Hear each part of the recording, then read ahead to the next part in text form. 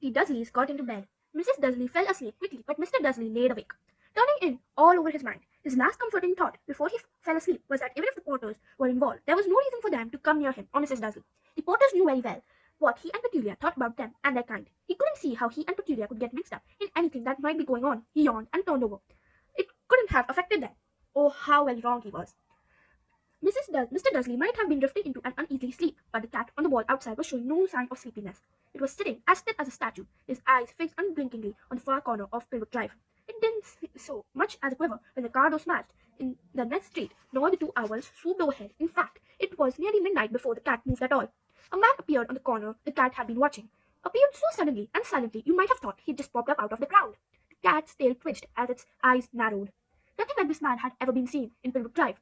He was tall, very thin, and very old, judging by the silver of his hair and beard, which were both long enough to tuck into his belt. He was wearing long robes, a purple coat which swept the ground, and his high-heeled, buckled boots. His blue eyes were light, bright, and sparkling behind the half-moon spectacularly, and his nose was long and crooked, as though it might have been broken at least twice. This man's name was Albus Dumbledore. Albus Dumbledore didn't seem to realize that he had just arrived in a street where everything from his name to his boots were unwelcomed. He was busy rumbling in his coat when was looking for something, but he didn't realize that he was being watched because he looked suddenly at the cat which was staring at him from the other end of the street. For some reason, the sight of the cat seemed to amuse him. He chuckled and muttered, "I should have known." He found what was looking in his pocket. It might have been a silver lighter. He flicked it open, held it up in the air, and clicked it. The nearest street lamp went out with a little pop. He clicked it again. The next street light flickered into darkness. 12 times he clicked the outputter until the only lights left in the whole street were two tiny pinpricks in the distance, which were the eyes of the cat watching him. If anyone looked out of the window now, even the beady eyes, Mrs. Dursley, they wouldn't be able to see anything that was happening down on the pavement. Dumbledore stepped the outputter back inside his cloak and set off down the street towards the number 4, where he sat down on the wall next to the cat. He didn't look at it, but after a moment he spoke to it. Fancy seeing you here, Professor McGonagall. He turned to smile at the tabby, but it had gone. Instead, he was smiling at a rather surly-looking woman who was wearing square glasses, exactly the shape of marking of the cat's had around its eyes. She was too, wearing a cloak, an emerald one. Her black hair was drawn into a tight bow. She looked distantly and chuckled. "How did you know it was me?" she asked. "My dear Professor, I've never seen a cat sit so stiffly." "You'd be stiff if you wasn't on the brick wall all day," said Professor McGonagall. "All day? When you could have been celebrating? I must have passed a dozen of feasts and parties on my way here." Professor McGonagall sniffed angrily. "Oh, yes, everybody's celebrating, all right," she said impatiently. "You'd think they would be a bit more careful, but no, even the muggles haven't noticed something going on. It's on the news," she jerked as her hair at the back of Dursley's dark living room.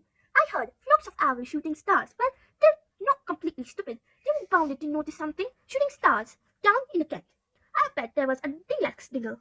He never had some sense." "You can't blame them," said Professor Dumbledore gently. "We've had precious little to celebrate for 11 years." "I know that," said Professor McGonagall terribly, "but that's no reason to lose our heads. People are being downright careless, out on the streets in the broad daylight, not even dressed in muggle clothes, swapping rumors." She threw a sharp sideways glance at Dumbledore here, as though hoping he was going to tell her something, but he didn't, so she went on. "A fine thing it would be if, on the very day you-know-who seems to be disappeared at last, the muggles found out about us all. I suppose he really has gone, Dumbledore." "It certainly seems so," said Dumbledore. "We've had much to be thankful for. Could you care for a shibmelin?" "Oh, what?" "A shibmelin. They're a kind of muggle sweets I'm rather fond of." "No, no, thank you," said Professor McGonagall coldly, as she thought she didn't think this was the moment for melons. "As I say, even if you-know-who is gone, my dear Professor, surely a sensible person like you can call him by his name. All this you-know-who nonsense for 11 years. It has been trying to persuade people to call himself by his proper name, Voldemort." Professor McGonagall glared flinched, but Dumbledore, who was instinctively too Melon, seemed to not notice. "It's all getting so confusing. If we keep on saying you know who, I have never seen anything reason for frightening of saying Voldemort's name." "I know you haven't," said Professor McGonagall, sounding half surprised, half admiring. "But you're different. Everyone knows you're the only one you know. Oh, right, Voldemort was frightened of." "You flatter me," said Dumbledore calmly. "Voldemort had powers I will never have, only because you're too well noble to use them. It's lucky it's dark. I haven't blushed in much since Madame Morphy took my new earmuffs." Professor McGonagall shot a sharp look at Dumbledore and said, "The owls are nothing to the rumours that are flying around. You know what everyone's saying about why he's disappeared? About what finally stopped him? It seemed that Professor McGonagall had researched the point she was most anxious to discuss. The real reason she had been waiting on the cold hard wall all day, for neither as a cat nor as a woman she had fixed Dumbledore with a piercing stare, as she did. It was now plain that whatever everyone was saying, she was not going to believe it until Dumbledore told her it was true. Dumbledore, however, was choosing another shabby melon and did not answer. What they say, she pressed, is that last night Voldemort turned up in the Gothic Hollow. He went to find Potters. The rumor is that Lily and James Potter are that they're dead. Dumbledore bowed his head. Professor McGonagall gasped. Lily and James. I can't believe it. I didn't want to believe it. Oh, Albus. Dumbledore reached and patted her on the shoulder. I know, he said heavily. Professor McGonagall's voice trembled as she went on. That's not all. They say he tried to kill the Potter's son, Harry, but he couldn't. He couldn't kill that little boy. No one knows why or how, but they're saying that when he couldn't kill Harry, Voldemort's power somehow broke, and that's why he's gone. Professor Dumbledore nodded dumbly. It's true, flattered Professor McGonagall. After all he's done, all the people he's killing, he couldn't kill a little boy? It's just astonishing, of all things, to stop him. But how, in the name of heaven, did Harry Potter survive? We can only guess, said Dumbledore. We may never know. Professor McGonagall pulled out a lace handkerchief and dabbed it at her eyes, beneath her spectacles. Dumbledore gave a sniff and looked at her golden watch from his pocket and explained it.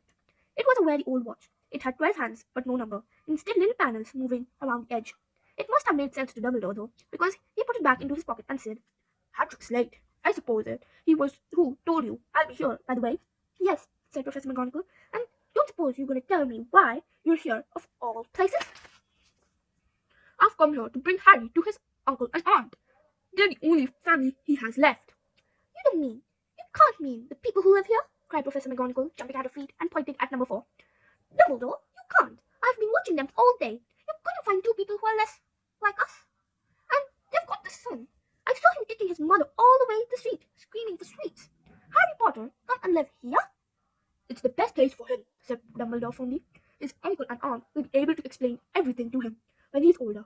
I've written them a letter. A letter, repeated Professor McGonagall frankly, sitting back down on the wall. Really, Dumbledore, you think you can explain all this in a letter? These people will never understand him. He'll be a legend.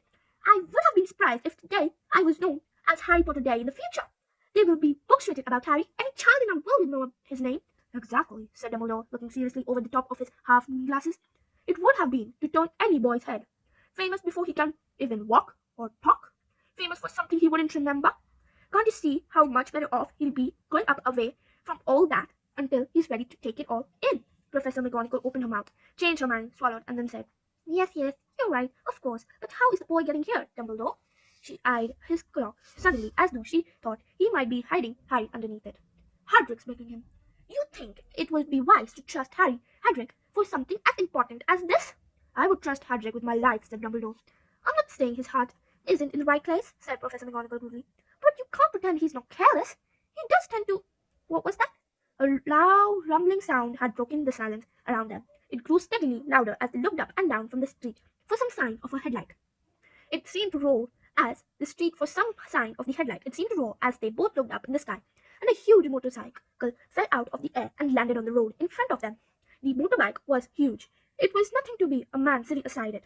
He was twice as tall as a normal man and at least 5 times as wide.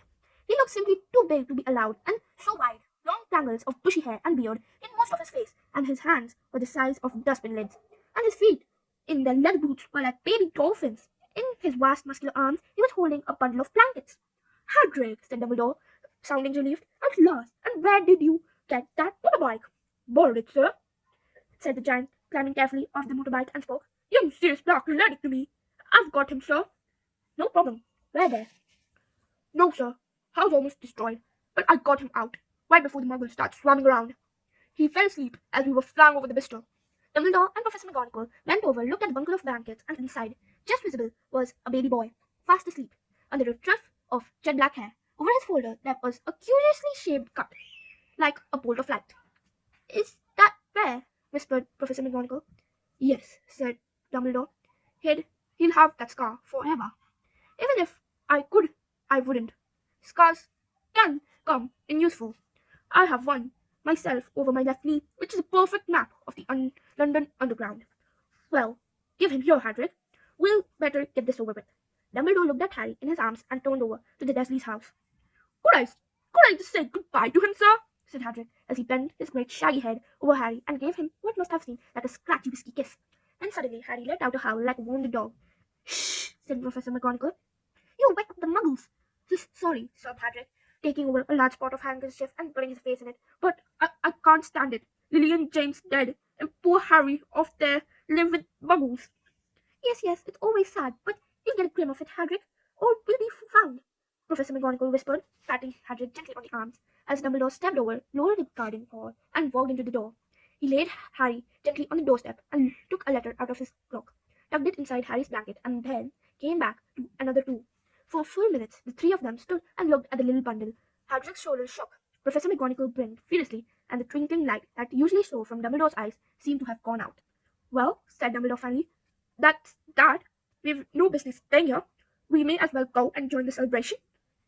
Yeah, said Hagrid in a very muffled voice. It's best we get this right away. Good night, Professor McGonagall, Professor Dumbledore, sir, wiping his streaming eyes over his jacket sleeve. Hagrid swung himself on the motorbike and kicked the engine into life. With a roar, it rose into the air and off into the night. I shall see you soon, I expect, Professor McGonagall, said Dumbledore, nodding to her. Professor McGonagall blew her nose in reply. Dumbledore turned and walked back down the street on the corner. He stood and took out the silver outputter, and he clicked on it. 12 balls of light spread back onto the street lamps. The Pilgrim Drive glowed suddenly orange, and he could make out the tabby cat slinking around the corner at the end of the street. He could just see the bundle of blankets on the step of number 4. Good luck, Harry, he muttered. He turned on his heel, and with a switch of his coat, he was gone. A breeze ruffled the neat hedges of Pilgrim Drive, which laid silently and tidy under the inking street, which were very last place you would expect astonishing things to happen. Harry Potter rolled over inside his blankets without waking up. One small hand closed on the letter behind him, and he slept on, not knowing he was special, not knowing he was famous, not knowing he would be woken up in a few hours' time by Mrs. Dursley's scream as she opened the front door to pull out the milk bottles, nor that he would spend the next few weeks being bound and pinched by his cousin Dudley. He couldn't know that at this very moment, people meeting in secret all over the country were holding their glasses and saying in hushed voices, To Harry Potter, the boy who lived. Thank you. And like this, we complete the chapter 1 of Harry Potter and the Philosopher's Stone. Hope you have a great day.